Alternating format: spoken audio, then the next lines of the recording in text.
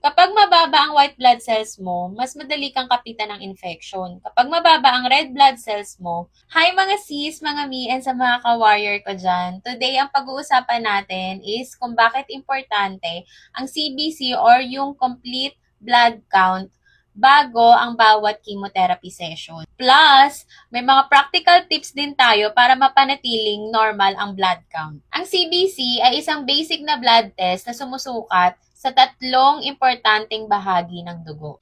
First is red blood cells or RBCs para sa oxygen.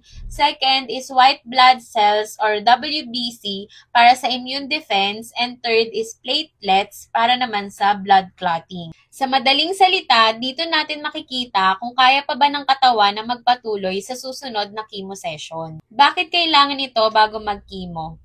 Alam natin na malakas ang chemotherapy hindi lang sa cancer cells kundi sa healthy cells ng bone marrow kung saan ginagawa ang dugo. Kaya bago ang bawat session ay chinecheck ng doktor kung sapat pa ba ang blood counts mo. Kapag mababa ang white blood cells mo, mas madali kang kapitan ng infection. Kapag mababa ang red blood cells mo, pwede kang makaramdam ng sobrang pagod o hilo o yung tinatawag na anemia. At kapag mababa ang platelets, mas mataas ang risk ng pagdurugo. Kapag sobrang baba ng mga ito, may tendency na i-delay ng oncologist nyo ang chemo para hindi maapektuhan ng kalusugan nyo. So, paano mapapataas ang blood count? Good news dahil may mga paraan para tulungang tumaas ang blood count mo. Tip number 1 is kumain ng mga iron-rich foods tulad ng malunggay, atay, red meat, beans, spinach, pampataas ng red blood cells. Ako dati, ang kinakain ko is itlog ng pugo, talbos ng kamote, saluyot,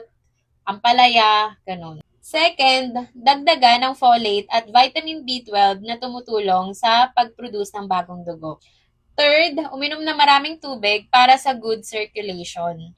Fourth is magpahinga ng maayos o matulog dahil habang nagpapahinga or habang tulog ang katawan natin is nagpo-produce siya ng bagong dugo. Fifth is iwasan ng exposure sa infection. Always wear mask and iwas muna sa mga matataong lugar. Six is kung kailangan, pwedeng magreseta ang doktor ng mga growth factors or supplements para tulungan mapataas ang blood count. Ako dati, naresetahan ako ng ferrosulfate.